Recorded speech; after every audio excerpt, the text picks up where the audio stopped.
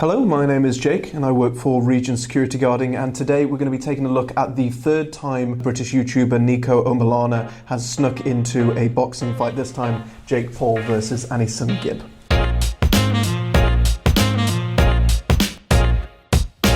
So just like with the last two videos, we're going to be taking a look at this kind of from a security perspective, analysing it from the security guards, the security measures they've basically put in place in order to stop Niko from getting into the event, and kind of taking a look at it from that standpoint rather than from Niko's standpoint. So what's your name? I'm Niko Omilana, and I snuck into the KSI v Logan Paul fight twice, which now has me banned. Wait, how do you know this? Well, I got an email. Now, just as a note here at the start of the video, I'm not going to play the whole clip. If you do want to have a look at it, there is a link down in the description below. But just at the start, it is noted that he's basically got an email stating that he is completely banned from any kind of future events in terms of matchroom boxing. This is obviously due to his past of getting into the ring both times, but in this case he's going to disguise himself and try and get in again. In terms of where this lies as far as security is concerned, basically this should mean that every person sort of on post, be them security or just regular members of staff, should be briefed from the go about who Niko is, what maybe he's likely to do, show him pictures so they know what he looks like, sort of the type of person he is and stuff like that, and making sure to double down on things like IDs, things like wristbands, things like passes, stuff like that, just to make sure that basically anyone who's not supposed to be in this event doesn't get into the event. Given that it's kind of such high security stakes with him breaching it already twice, you know, these things should be in basically from the get-go. Do you reckon I can even get in the venue? No, these people are going to hurt you.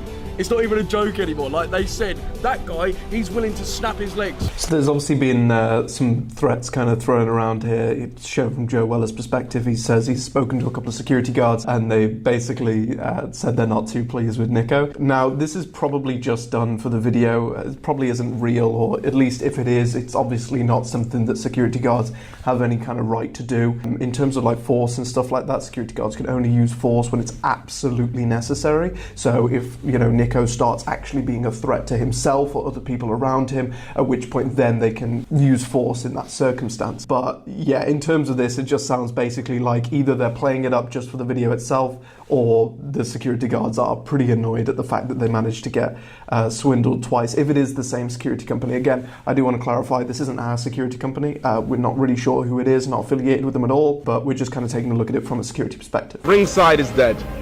I'm sorry. Despite heavy doubt from members of the NDL, it is with great regret that I do have to confirm that Ringside is dead. The Ringside is alive and well. So it looks like he's gone sort of the way of taking a disguise this time. Probably something he should have done from the start at the very least. I mean, again, none of this was terribly serious. It was all kind of just a joke to begin with. But in terms of disguises, it's pretty common. Usually what you'll tend to find is maybe people who are underage at like clubs and stuff like that kind of almost disguise themselves a little bit as someone who's older and stuff like that. Security guards are trained to kind of figure this stuff out, generally looking for like facial features, any kind of notable features on the person that they wouldn't necessarily be able to hide with a disguise, or if they, you know, okay, he's this tall or whatever like that. So any people who are that tall who roughly match that kind of description, they're gonna have to keep half an eye on. But yeah, it's something that's fairly common, and it's something that unfortunately does work against a lot of security guards. You know, you've got to have the necessary training to be able to kind of see through this stuff, and I guess we'll see whether it works against these. Hello. I was told my tickets for an event tonight. I'm here. Ring, R-E-N-G. Yes. Do you have ID on you? No. Ready For the fight tonight. Are you going to watch? I wish. Jake Paul's a pussy. Sorry. He's a pussy and a nonsense. Yeah. Exactly. I love that. Have a nice day.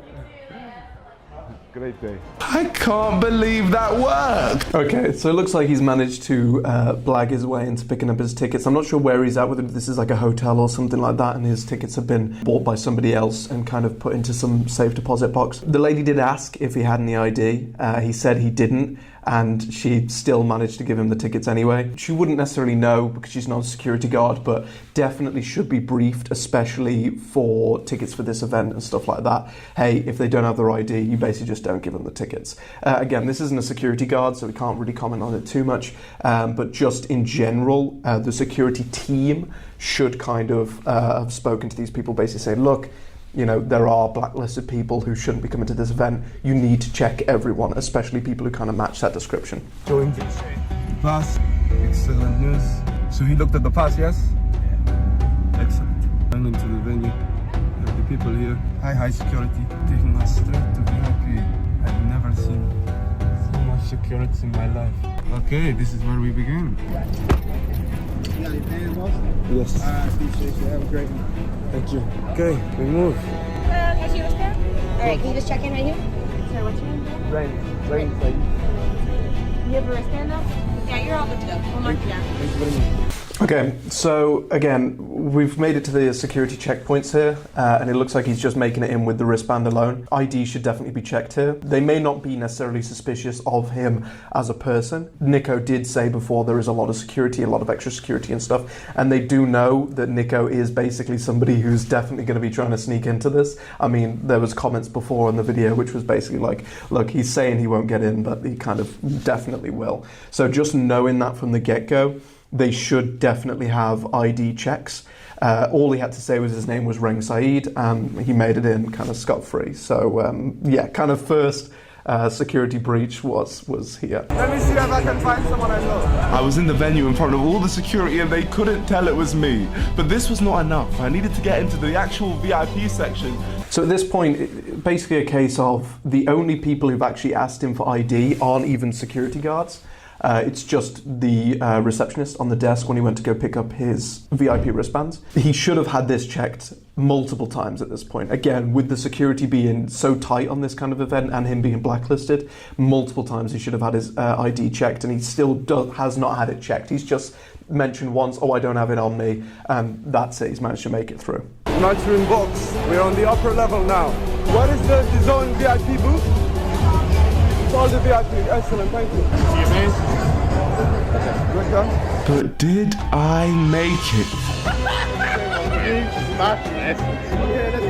Okay, so again, just checking the wristband and letting them through. There isn't too much here in terms of what this guard could have done. If you're already in the venue, then it's already pretty safe to assume that you've kind of, you know, you've been checked with your ID, you've been checked for any kind of dangerous objects on you and stuff like that. All he has to do basically is check that you have your VIP wristband on, that you're able to access the VIP area. So in this case, can't really fault this guard too much. There should have been kind of, again, just checking the ID just to make sure that it is, you know, the VIP wristband kind of matches up with the ID of the person. But again, at this point, he's gotten so far in that the guard wouldn't really be even aware that this could be someone who's blacklisted from the event. The only issue was it was clear I made myself into a spectacle, because why would a Saudi prince be hanging around with a bunch of UK YouTubers? I had baited myself out. Okay, so here is where this is definitely a positive in terms of the security and stuff like that. Just seeing the fact that obviously he's sort of out of place in terms of, you know, meeting up with all the British YouTubers and stuff. They've obviously been briefed that these are his friends. They already know that Joe Weller is one of his friends and stuff like that. So these people are obviously going to be kind of lumped in with that kind of group. It's good to see that kind of the security are keeping their eye on potentially suspicious characters, just eyeing him up, just making sure he is who they think he is before eventually kind of taking him away. Excuse me, sir. What's up, man? I need you to come with me. Oh, damn. So one of the security guards did come and eventually pick him up. They've obviously suspected that it is, in fact, Niko in a disguise, and yeah, taking him away. He goes out as a hero. We love you, Niko! So on top of this, also all of his friends do start, you know, yelling, "We love you, Niko," stuff like that. So they've completely given away what little chance he had of kind of bluffing and waffling his way through this. I'm pretty sure at this point he knew he was done. The security had obviously clocked. They wouldn't have taken him out if they didn't realise who he was. So yeah, he was pretty much done at this point. I need all his credentials. I need an ID from him, and I need a photo of the ID. If he doesn't have an ID, I want him locked up because he's over 21. And he should have an ID on him. I don't have an ID. It became clear that this was no light-hearted joke. They wanted me arrested. So yeah, it looks like they're starting to demand ID and credentials off of him. This should have been done initially. It should have been done at the last two events, but he managed to slip through. It goes to show that kind of a little bit of fake confidence and, perhaps some security guards who aren't really paying too much attention. It can lead to all kind of security breaches. Fair play to the zone security though, they're obviously very solid and they did treat me with respect. So we're going to wrap this one up. That's pretty much our analysis in terms of the third video. It was kind of much the same as the previous two. If you do want to watch the whole video, again, the link is down in the description below. But pretty much, at least in this one, they were definitely a lot more vigilant. They took him out way before he was able to kind of cause any kind of havoc or something like that. As soon as he got in, basically they had eyes on him, checking him out, making sure that he wasn't, that he was who he said he was. Obviously, he didn't have any ID, so they pretty much just said, look, we're going to take you out, make sure that you are who you say you are. And obviously he wasn't, so they managed to get rid of him. This is what basically should have happened the first two times. Again, there should have been ID checked on the door. There should have been kind of metal detectors. There should have been these kinds of things to make sure he is who he says he is. But at the same time, these are massive events. You've got lots of people coming in, coming out. And so it kind of just highlights basically when it comes to these big events, just how important good security is. Making sure that not only do you have the security guards in place, but other security measures, things like NFC chips, things like detectors, things like scanners, stuff like that, just to make sure that basically everyone who's coming into the event should be there and stopping anyone who isn't. But with that being said, thank you very much for watching. If you enjoyed, make sure to leave a like and a comment, and we'll see you guys next week.